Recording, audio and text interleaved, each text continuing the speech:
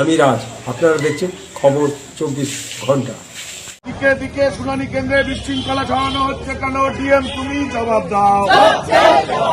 এই জবাবের দাবিতে আজকে ডিএম ডেপুটেশনের নামে যোগ দিন।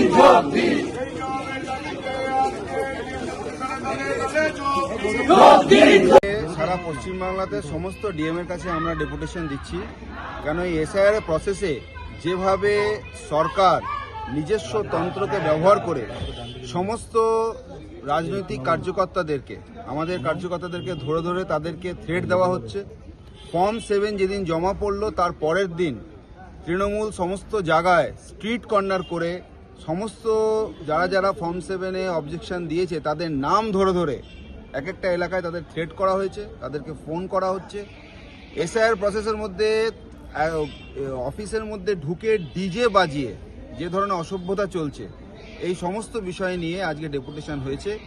এই ডেপুটেশনে আমাদের সঙ্গে আমাদের হুগলি জেলা সভাপতি শ্রী গৌতম চ্যাটার্জি মহাশয়, আরামবাগ জেলা সভাপতি সুশান্ত বেরা মহাশয়, আমাদের হুগলি জেলার ইনচার্জ ভাস্কর দা, আমাদের বর্ষিয়ার নেতা শ্যামল দাস, বাকি সমস্ত কার্যকর্তারা ছিলেন।